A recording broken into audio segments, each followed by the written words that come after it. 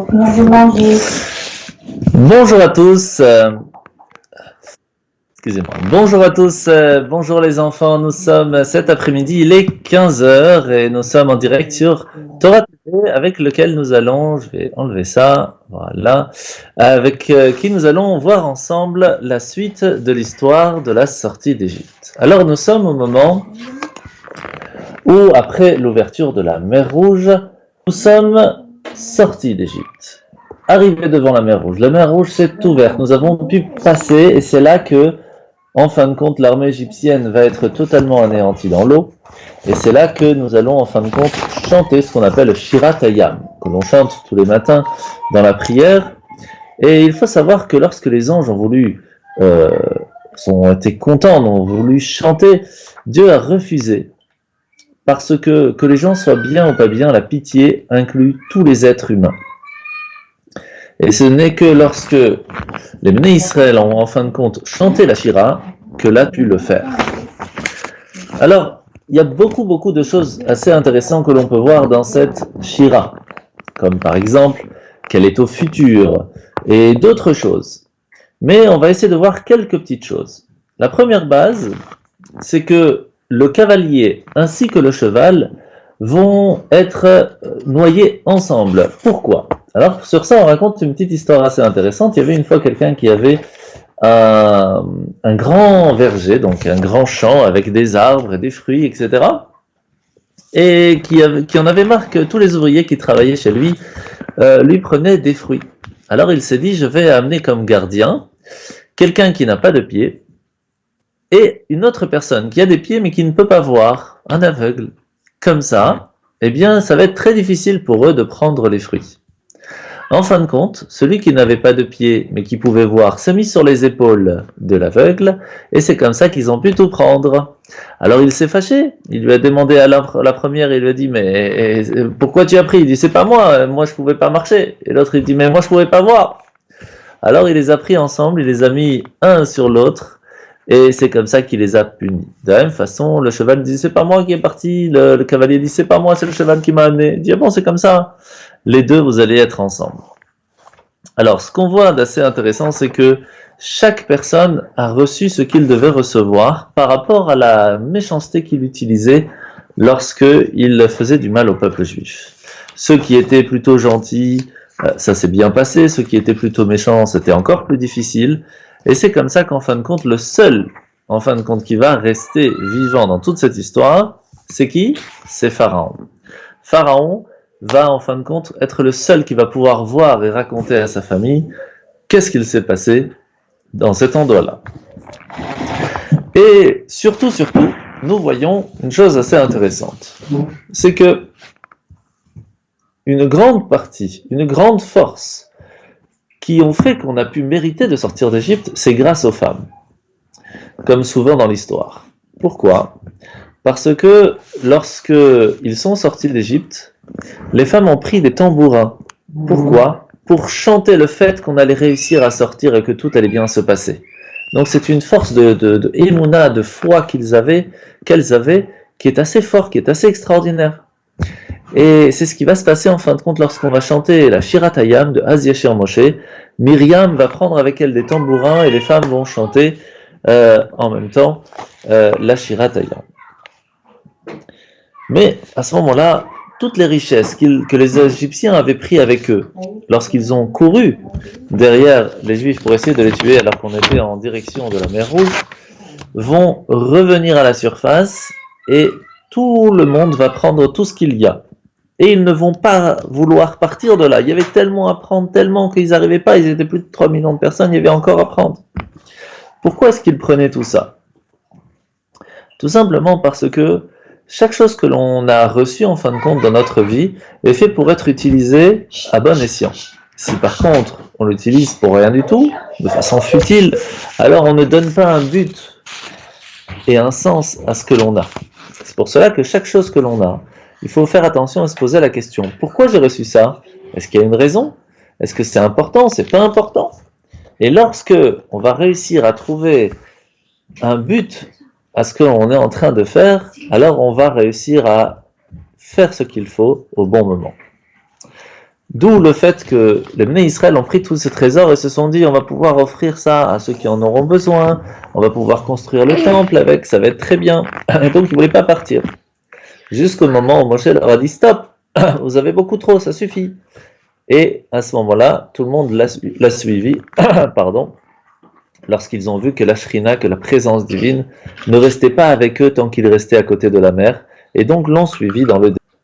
Mais c'était pas évident dans le désert. Qu'est-ce qu'il y a? Une des choses qu'il n'y a pas dans le désert, c'est de l'eau. Et donc c'était très difficile à boire. Comment on va faire? C'est pour cela que pendant 3 jours, ils vont voyager dans le désert. Et pendant ce temps-là, ils ne vont pas étudier. Et sur ça, Dieu va pas être très content. Alors, ils vont voir que toute l'eau qu'ils avaient dans leur récipient disparaître. Et ils vont dire à Moshe, Moshe, qu'est-ce qui se passe? On n'a plus rien.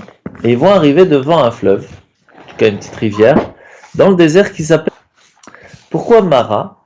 Parce que c'était tamer. L'eau n'était pas bonne. Et c'est là que tout l'eau qu'il y avait dans le puits, ils essayaient de boire, mais c'était impossible. Et ils attendaient, ils ne savaient pas quoi faire. Et plein, en fin de compte, a été comme une rébellion. Parce que c'est pas très gentil. Tu sais très bien qu'Hachem t'a envoyé ici. C'est qu'il va te donner ce qu'il faut. Attends un petit peu. Tu verras, tout va bien se passer. En fin de compte, on voit de là une chose très importante et que l'on fait tous les jours. C'est quoi? C'est que autant le fait qu'ils ont oublié, négligé le fait d'avoir étudié la Torah, l'eau s'est évanouie de leur gourde. De la même façon, on apprend de là qu'il est important d'étudier la Torah au moins une fois tous les 3 jours. Pourquoi 3 jours? Parce qu'on ne peut pas vivre si on n'a pas de l'eau au moins une fois dans les 3 jours. C'est pour cela que les prophètes ont institué l'ouverture de l'arche avec la lecture dans le Sefer Torah, le lundi, le jeudi et le Shabbat, le samedi, pour qu'on ait au moins une fois tous les 3 jours de quoi étudier la Torah. En fin de compte, Moshe va pleurer à Hachem, il va lui dire, mais qu'est-ce qu'on fait? Alors il lui dit, ne t'inquiète pas, prends un morceau de bois qui est amer, et tu le jettes dans l'eau, et tu verras que tout va redevenir potable. Normalement, c'est pas normal. Imaginez que quelque chose est trop salé. Alors, on va pas rajouter encore du sel pour qu'il soit moins salé, c'est pas logique. Et là, c'est ce qui va se passer.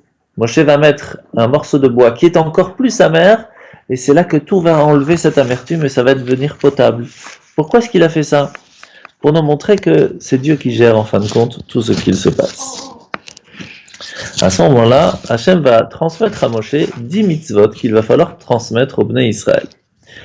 Et c'était des choses qui sont très importantes. Les 7 premières, ce sont les 7 lois Noachid.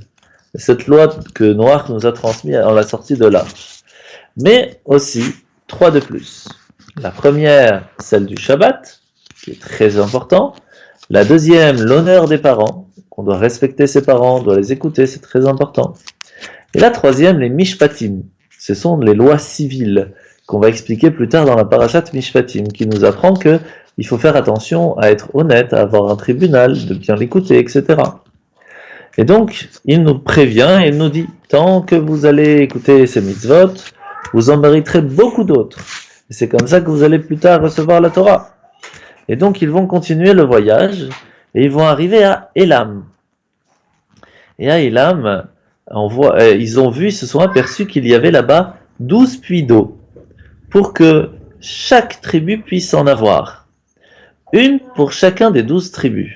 Il y avait 70 palmiers, 70 palmiers, pour que les 70 anciens puissent se reposer. Et en général, dans ces puits, il n'y a pas beaucoup d'eau, il y a juste pour pouvoir donner un petit peu aux palmiers. Mais là, il y a eu un grand miracle. Il y a eu plein d'eau pour toute la famille, pour tout le peuple juif. C'était extraordinaire. Ils sont arrivés à Élam le 15 du mois de Iyar, donc à peu près un mois après être sortis d'Égypte. Et ils ont étudié ces mitzvot que Moshe leur a transmis, les 7 lois Noachid, le Shabbat, le respect aux parents et les Mishpatim. Lorsque les matzot qu'ils avaient fait, qu'ils étaient sortis d'Égypte avec, commencèrent à manquer, il n'y avait plus grand chose, eh bien, ils ont commencé à demander à Moshe, mais qu'est-ce qu'on va manger? Qu'est-ce qu'on va faire? Déjà que les matzot ont duré pendant plus de 31 jours, ce qui est quand même beaucoup. C'était déjà en soi un grand miracle. Mais ils sont arrivés quand même là-bas à Élam, ils n'avaient plus rien à manger. Et ils ont commencé à se plaindre et à dire à Moshe, Ouais, on était mis en Égypte, il y avait des, maintenant on va mourir ici, qu'est-ce que c'est que cette histoire?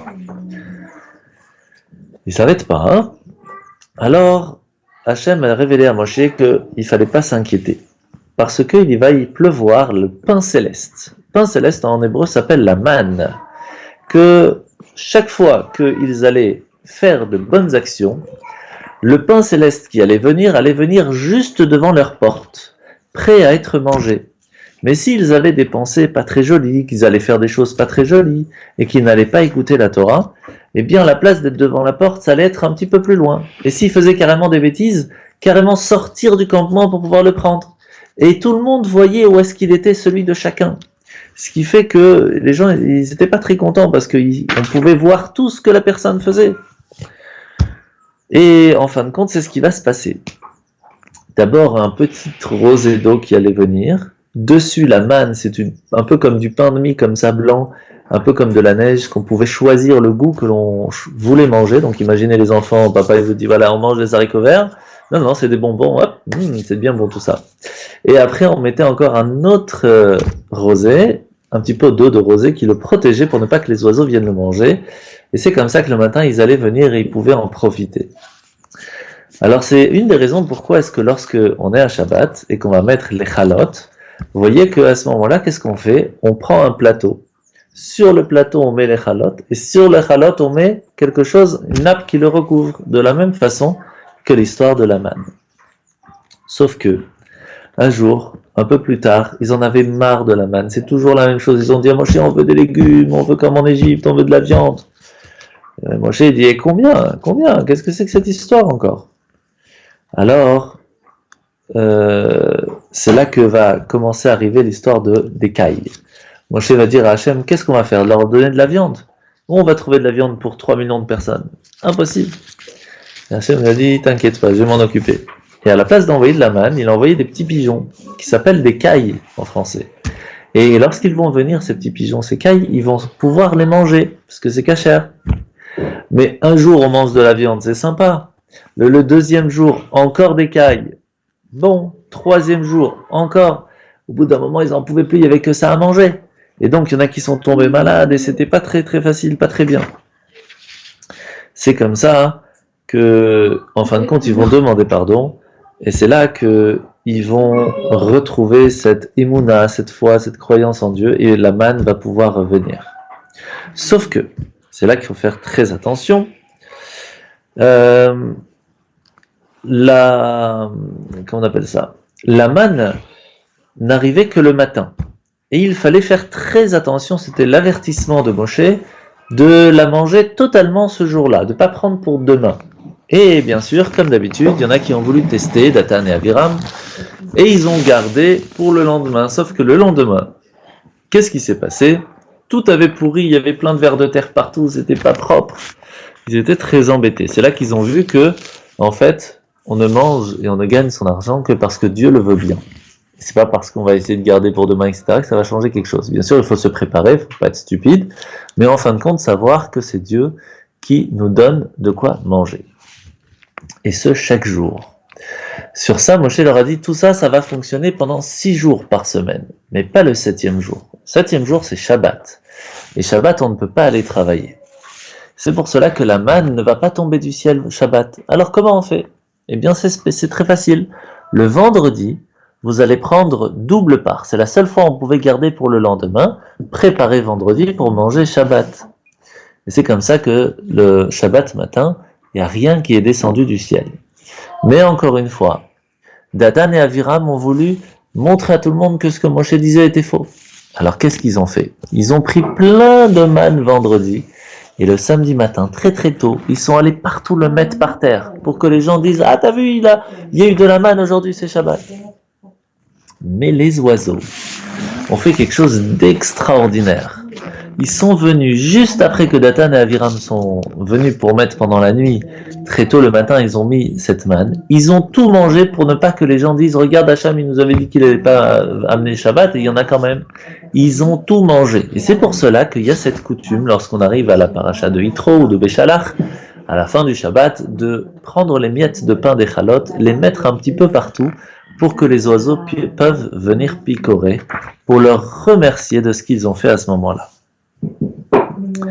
Alors, pourquoi c'était important que tous les jours, la manne tombe? Je vais vous raconter une histoire. Il y avait une fois un roi qui avait un fils, un prince, mais qui ne venait le voir qu'une fois par an. Et qu'une fois par an, le roi lui donnait un grand sac de pièces d'or et lui dit voilà, t'es tranquille pendant un an. Et le papa n'entendait plus parler du tout de son fils. C'est dommage, parce que c'était qu'une fois par an. Alors l'année d'après, il lui a dit maintenant je vais pas te donner pour un an le sac de pièces, juste pour un mois. Et c'est comme ça que son fils venait le voir tous les mois. Alors il s'est dit, je vais lui donner que pour une semaine. Et puis après il dit, je vais te donner que pour tous les jours. Comme ça tu seras obligé de venir me voir tous les jours. Et c'est pour cela que c'est important de faire la tfila, de faire la prière tous les jours. Pour dire à Hachem, Hachem, j'attends que tu me donnes ma bénédiction aujourd'hui. J'attends que tu me donnes mon sac de pièces d'or. Et donc c'est pour cela que tous les jours attendez la manne. Alors, aussi pour qu'elle puisse être mangée chaude, parce qu'elle arrivait toute prête, sauf pour ceux qui faisaient beaucoup de bêtises, et surtout, ça leur évitait de prendre des provisions avec eux, de porter la nourriture. C'est lourd à chaque fois de devoir prendre avec soi. Là, ils étaient tranquilles, ils savaient que là où ils arrivaient le lendemain matin, il y avait de quoi manger. C'est super, c'est hôtel 5 étoiles. Et donc, après la construction du Mishkan, c'est là que Hachem va dire à Moshe qu'il dise à Aaron, prends un petit peu de manne, tu la mets dans une petite fiole que tu vas fermer, que tu vas garder pour plus tard, pour montrer à toutes les générations quelle était cette manne que les Juifs mangeaient pendant 40 ans dans le désert. Mais en fin de compte, au temps du prophète Yirmiyahu, les Israël ont commencé à négliger l'étude de la Torah, et ils ont dit, oh mais on peut pas, on doit aller travailler. On peut pas étudier la Torah et travailler, c'est trop difficile.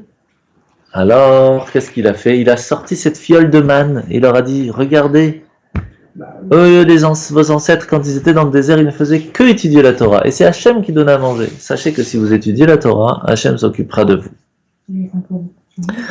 Donc, c'est très important de savoir que l'étude de la Torah est vraiment très, très, très important. Sauf que, les Bnei Israël vont arriver dans le désert du Sinaï, ils vont arriver à Rephidim, et là il n'y avait pas d'eau. Et pourquoi? Parce que Hachem leur avait prévenu, Shabbat il ne faut pas sortir, il ne faut pas aller ramasser de la manne. Et cette fois il faisait vraiment très chaud, ils n'arrivaient pas, ils ne savaient plus quoi faire.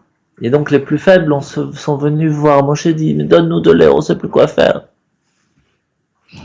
Et là aussi c'était une rébellion, ils auraient pu prier Hachem. Alors, Moshe s'est tourné vers Hachem. Il lui a dit, qu'est-ce qu'on fait? Ils se plaignent encore. Je ne sais plus quoi faire avec eux. Alors Hachem va dire à Moshe, il dit, ne dis pas de mal de mes enfants. Ne t'inquiète pas, ils vont rien te faire. Passe devant eux. Va à côté du rocher. Prends ton bâton sur le mont Chorev.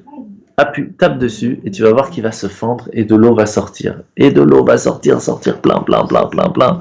Et c'est comme ça que cette eau va aller partout dans les 12 tribus pour que tout le monde puisse boire de l'eau. C'est magnifique. Et c'est avec quel bâton? Avec le bâton magique, entre guillemets, le bâton avec lequel il a utilisé pour faire les 10 plaies. Ce même bâton, le bâton de Moshe. Et ce rocher-là qui a, en fin de compte, amené de l'eau en dessous du mont Sinaï, va les accompagner pendant les 40 ans dans le désert et va même rentrer en Israël avec eux. Et où est-ce qu'il va aller ce rocher? Dans le lac de Tibériade. C'est pour cela qu'il y a beaucoup de kabbalistes qui vont là-bas pour essayer de trouver ce rocher qui est très difficile. Il n'y a que des grands kabbalistes qui savent où est-ce qu'il est. En tout cas, on sait que le Harizal, par exemple, donc le maître en Kabbale, faisait boire de ce rocher, de cette eau de Myriam, qu'on appelle, à tous ses élèves pour que leur esprit s'ouvre et qu'ils puissent étudier les parties les plus cachées de la Torah. Et nous allons finir avec l'attaque de Amalek. La nation de Amalek, descendant de Esav, avait une haine enracinée des Juifs, c'était assez hard, assez très méchant. Et donc ils se sont dit, on va venger notre ancêtre Esav sur les descendants de Yaakov. Et ils sont venus de très loin, ils se sont unis pour aller attaquer le peuple juif. Mais c'est très bien que, en fin de compte, Hachem n'allait pas laisser faire les choses comme ça. Alors, premièrement, pourquoi est-ce que Amalek va se permettre de venir pour essayer de nous embêter? Eh bien, je vais vous raconter une histoire. Il y avait une fois un père qui portait son fils sur ses épaules. Et un jour, il dit, oh, regarde ici, il y a un beau jouet, est-ce que tu peux m'acheter? Alors son père lui achète, oh, il y a une glace ici, je peux acheter, tu peux m'acheter, et il lui achète. Et puis après avoir acheté 5-6 choses, il y a quelqu'un dans la rue qui dit au petit garçon, il est où ton père? Il dit, ah, je sais pas. Alors là, il dit, comment ça tu sais pas? C'est moi qui te porte depuis le début. C'est moi qui t'achète tout. C'est moi qui te donne tout. Alors il a descendu l'enfant par terre, et là, c'est là qu'il a commencé à se rendre compte qu'il y avait des méchants, il y avait des chiens qui étaient là, qui les embêtaient. Et c'est là, c'est un petit peu la même chose. Hachem leur a dit, c'est moi qui vous ai porté, qui vous ai sorti d'Égypte, j'ai fait des miracles, je vous ai amené dans le désert, je vous ai donné à boire, à manger, et vous vous plaignez encore. Vous me demandez où est-ce que je suis. Alors je te descends des épaules, comme ça tu vas comprendre où je suis. Et c'est comme ça qu'en fin de compte, c'est pas Moshe qui va sortir en guerre, il a laissé Yehoshua diriger la bataille, qui était lui-même un descendant de Yosef, qui avait le pouvoir de combattre Amalek. Il y a eu un jour de jeûne au lendemain, et Yehoshua va être aidé dans le combat parce que Moshe levait les mains au ciel. Et tant qu'il levait les mains au ciel, eh bien, Yehoshua gagnait. C'est pour cela que c'était très difficile de rester très longtemps comme ça. Et donc, on a amené une pierre à Moshe pour que ça reste bien en haut, et c'est Aaron et Hur qui vont lui tenir les bras. Et il a même pas voulu s'asseoir, Moshe, il est resté debout, pour pas dire, ouais, t'as vu, Moshe, il est assis tranquille. Non, non, non, il est resté debout pour tenir les mains en l'air, pour être avec le peuple juif. Et en fin de compte, on a remercié Hachem qui nous a sauvés, et c'est que comme ça que nous allons arriver juste après, devant le mont Sinaï, et que Yitro va le rejoindre, et que nous allons bientôt recevoir la Torah. Je vous souhaite de passer une bonne journée, et à demain.